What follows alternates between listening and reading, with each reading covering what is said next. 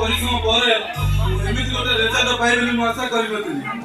କି ଉତ୍ତର ଦେବି ମୃତ୍ୟୁଞ୍ଜୟ ବାବୁଙ୍କୁ କଣ କହି ତାକୁ ବୁଝାଇବି ଆଉ କେମିତି କହିବି ତାଙ୍କ ଝିଅ ଭଗବାନ ବି ଆମ ମନୁଷ୍ୟରେ କରିଛନ୍ତି ଆମେ ବି ଜଣେ ମଣିଷ ତଥାପି ମତେ ନିଷ୍ଠୁର ସତ କଥା କହିବାକୁ ମଧ୍ୟ ଆଉ ସେଇ ନିଷ୍ଠୁର ସତ କଥା ଶୁଣି ସାରିବା ପରେ ମୃତ୍ୟୁଞ୍ଜୟ ମାନଗୋବିନ୍ଦ ତାଙ୍କ ପରିବାର ଧୈର୍ଯ୍ୟ ଧରି ରହିପାରିବେ ତ ଫାଟିଯିବ ସମସ୍ତଙ୍କର ଓ ମାଇ ଗଡ୍ ମୁଁ କେମିତି ମୃତ୍ୟୁଞ୍ଜୟ ବାବୁଙ୍କୁ ଫେସ୍ କରିବି ମୁଁ କେବଳ ସେଇ କଥା ଭାବୁଛି ହେ ପ୍ରଭୁ ତମେ ଯଦି ସତରେ ଅଛ ତାହେଲେ ଏମିତି ଦଣ୍ଡ ତମେ କାହାକୁ ଦିଅନି ତାହେଲେ ସବୁ ଆଶା ଭରସା ତମ ଉପରୁ ଟୁଟିଯିବ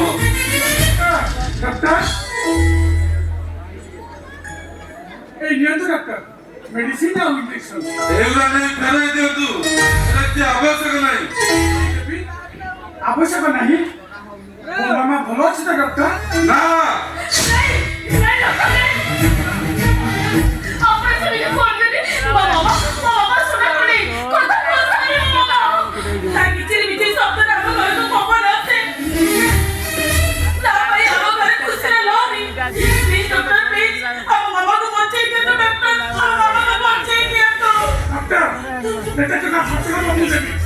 ମୋ ମାମା ଭଲ ହେଇଯିବ ଡକ୍ଟର ମତେ ଲାଗୁଛି ତମ ମାମା ଆଉ ଜମା ଭଲ ହବନି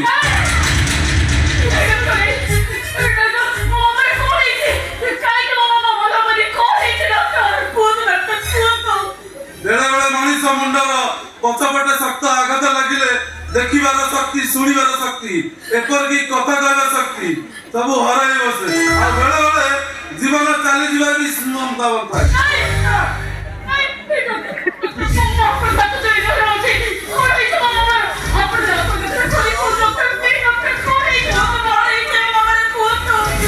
ତମ ମାମା ତାର ସବୁଦିନ ପାଇଁ କଥା କହିବା ଶକ୍ତି ହରାଇ ବସେ